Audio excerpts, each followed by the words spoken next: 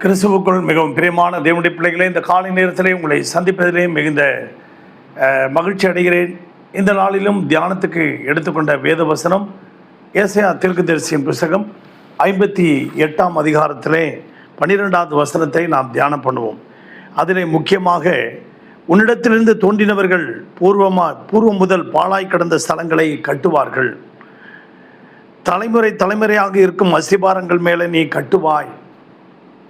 திறப்பானதை அடைக்கிறவன் என்றும் குடியிருக்கும்படி பாதைகளை திருத்துகிறவன் என்றும் நீ பெயர் பெறுவாய்.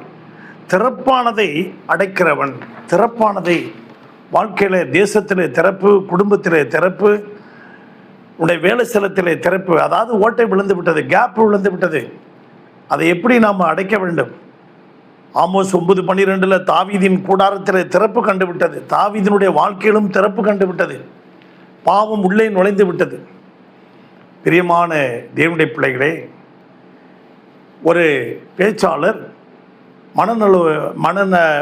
மனநிலை பாதிக்கப்பட்ட அந்த ஆஸ்பத்திரிக்கு போயிருக்கிறார். அங்கு பார்த்தார், அவர்களுக்கு அந்த மனநிலைமை பாதிக்கப்பட்டவர்கள் அங்கே சில வேலைகளை கொடுத்திருந்தார்கள். மனநிலைமை பாதிக்கப்பட்டவர்களுக்கு என்ன வேலைனால், இந்த தொட்டியில் 4 பேர் இந்த தொட்டியில் இருக்கிற தண்ணியை எடுத்து பக்கத்தில் இருக்கிற தொட்டியில் அந்த தண்ணியை ஊற்றணும். அவர்கள் ஊற்றி கொண்டே இருக்கணும், நிரப்பி கொண்டே இருக்கணும், அந்த தொட்டியை நிரப்பணும். அவர்கள் நிரப்பி முடிக்கும்போது அவருடைய வாழ்க்கையில் அந்த மனநிலைமை பாதிக்கப்பட்ட நிலைமை சரியாக வந்துவிடும் என்கின்ற ஒரு சூழ்நிலையை அங்கே அவர்களுக்கு கற்றுக் கொடுத்திருந்தார்கள். அது மாதிரி ஊற்றி கொண்டே இருக்கிறார்கள். ஆனால் தொட்டி நிரம்பலை. பார்த்தா ஒரு பக்கம் ஓட்டை விழுந்து கிடக்கிறது. அந்த ஓட்டை வழியாக தண்ணி போய்கிட்டே இருக்குது. அதை போய் பார்த்தவர், என்ன இவ்வளோ நேரம் நாம் நிரப்புறோமே, நிரப்பிக்கிட்டே இருக்கிறோம், தண்ணி போய்கிட்டே இருக்கேன், தண்ணி ஊற்றிக்கிட்டே இருக்கிறோம், அந்த தண்ணி இதை தொட்டி நிரம்பவே இல்லையே, என்ன காரணம்னு பார்த்தா ஏதோ ஒரு ஓட்டை வழியாக போய்கிட்டே இருக்கு. அன்பு தேவனுடைய பிள்ளைகளே, இன்றைக்கு நம்முடைய வாழ்க்கையிலும் அப்படிதான் ஓட்டை விழுந்திருக்கு. அந்த ஓட்டைகளை சரி பண்ணி கொள்ளுங்கள். நம்முடைய வாழ்க்கையில் கசப்பு என்கிற ஓட்டை, பாவம், வைராக்கியம், கோபம், எரிச்சல், இப்படி போன்ற ஓட்டைகள் நம்முடைய வாழ்க்கையில் இருக்கிறதுனால நாம் சம்பாதிக்கிற பணம், ஆசி, சொத்து எல்லாம் ஒரு ஓட்டை வழியாக போய்கிட்டே இருக்குது. இதை என்னைக்கு நீங்கள் அடைக்கிறீங்களோ தேவன் கொடுக்குற ஆசீர்வாதம் நிரந்தரமாக இருக்கும். அப்படியாக வேதத்தில் நாம் பார்க்கும் பொழுது, அங்கே 2 நாளாகமத்தின் புத்தகத்திலே ஒரு ராஜா, எசேக்கியா ராஜா இருக்கிறான். 29ஆம் அதிகாரத்தில் நாம் பார்க்கும்போது, அங்கே 3வது வசனத்தில் அவன் ஆலயத்தை அவன் பழுது பார்த்து கொண்டு இருக்கிறான். இதுக்கு முன்பு இருந்த ராஜா, அவன் ஆட்சி செய்த போது விக்கிரகங்களாம் கொண்டுட்டு வந்து ஆலயமெல்லாம் தீட்டுப்பட்டு போய்விட்டது, பழுது அடைந்து போய்விட்டது, ஓட்டை விழுந்து போய்விட்டது. அவன் ஆலயத்தை பழுது பார்த்து கொண்டிருந்தான். பிறகு ஆலயத்தை அவன் சுத்திகரித்தான்.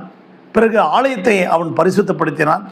பிறகு 30ஆம் அதிகாரத்துக்கு வரும்போது ஜனங்களெல்லாம் அழைத்து பஸ்கா, அந்த திருவிருந்து பந்தியை பங்கு பெறுவதற்கு ஒரு ஐக்கியத்தை ஏற்படுத்தி கொடுத்தான். இன்றைக்கு இந்த சத்தத்தை கேட்டுக்கொண்டிருக்க நீங்களும் நானும், அங்கே லூக்கா எழுதின சுவிசேஷத்தில் 5ஆம் அதிகாரம் அங்கே 2வது வசனத்திலே பார்க்கும் பொழுது, மார்க்கு 1:39 பார்க்கும்போது, வலைகளை அவர்கள் பழுது பார்த்து கொண்டிருந்தார்கள், வலைகளை அலசி கொண்டிருந்தார்கள், வலைகளை தைத்து கொண்டிருந்தார்கள். அப்பொழுதுதான் மீன்களை பிடிக்கும். ஏனென்றால் மீன் பிடித்து கொண்டு வரும்போது ஏற்கனவே பெரிய பெரிய திமிங்கலம், இப்படிப்பட்ட பெரிய பெரிய மீன்கள்லாம் வலையை கடிச்சிடும். அதனால் வலையை தைத்து கொண்டிருந்தார்கள், வலையை அலசித்து கொண்டிருந்தார்கள். உள்ளே அந்த பாசை கேசையெல்லாம் வந்து அண்டி இருக்கும். அதையெல்லாம் வலையை அலசுகிறாங்க, வலையை பழுது பார்த்தாங்க, வலையை தைத்து கொண்டிருந்தார்கள். இன்றைக்கு நீங்களும் நானும் நம்முடைய வாழ்க்கையை சரி பண்ணி, நம்முடைய வாழ்க்கையை, நம்முடைய குடும்பத்தை, நம்முடைய ஊழியங்களை, ஓட்டையை, திறப்பை அடைத்து, மோசே திறப்பின் வாயிலே நின்று ஜெபித்தது போல நீங்களும் நானும் ஜெபிப்போம். கர்த்தர் நம்மை ஆசீர்வதிப்பார். பரலோக பிதாவே, இந்த சத்தத்தை கேட்டுக்கொண்டிருக்க ஒவ்வொரு குடும்பங்களையும் ஆசீர்வதி. கர்த்தருடைய நாளில் உயிர்த்தெழுந்த நாளில் நம்முடைய நாமத்தை மகிமைப்படுத்தி பாடி ஆராதிக்க கிருபைத்தார். ஒவ்வொரு குடும்பத்தையும் ஆசீர்வதி, ஒவ்வொரு குடும்பத்தையும் வேலி எடுத்து பாதுகாத்துக்கொள்ளும். தேவைகளை சந்தியும், கிருபையினாலே காத்துக்கொள்ளும். இயேசுவின் நாமத்தில் பிதாவே, ஆமென். God bless you everybody. Thank you.